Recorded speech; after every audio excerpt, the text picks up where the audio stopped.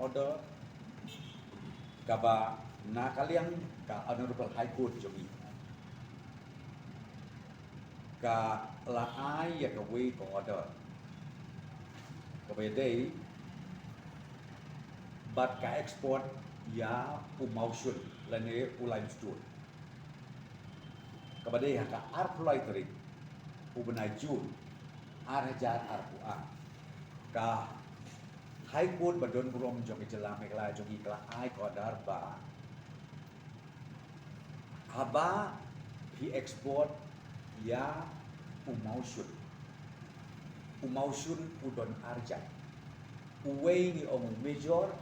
but uwei ni ong minor kena kata daw ladayat haka kerteng jong ke major katkung ka order na ka Honorable High Court kong ba hilak ban export tinrei ladadai haka kerteng jong ke minor kabamut hinum la ban export tong tena kalian jong sarkar mialek kumru naman isutu kandon ki isu kebikiran sepaka minor and major tinggal take up ban ke Ministry of Mines and Coal Ministry nang ta cucu la take up ban ke Commerce Ministry teka bang asno baha ban petip yepi ban kalian jong ke Coal Ministry ban ke Commerce Ministry naga Commerce Ministry kadai kabangiyo ya kanika clarification ka notification ka basay kita na Director General of Foreign Trade Ministry of Commerce and Industry Ministry bat kata ka clarification bagi ai ka lomba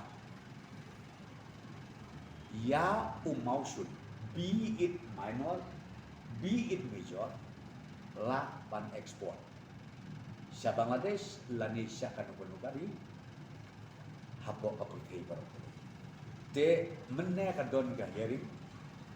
hakaba ka Honorable High Court hadin bakalayo ia ka affidavit ka ban nakalian jong sarkar bapha lemba jong Advocate General jongi Amit Kumar ka bang sngo bahaban pedip ka ka board baka court ka Honorable High Court menne kala ai ya ka oral observation berkata ka oral observation kelomba kanum kham mentah ban ekspor ya ulai stu la kadai minor lene la kadai major de namar nadu untuk benajun kemau ya kesalahan ban ekspor se Bangladesh ubaya tek minor ngi klaim isu salan su like no tangi major tenrei kasngo bahaban pentip sepi ba menne kasni aka hearing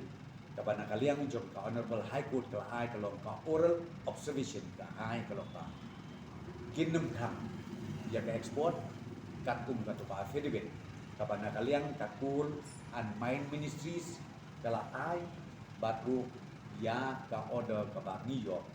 na ka Ministry of Commerce ka ba hab apa Director General Jong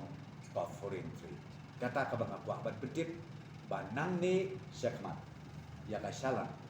akabai day ban ulai stu major minor ka sarkar jela kanla ya ka ban isu yang selang ban sedang dia ya ka ekspor. Well friends, today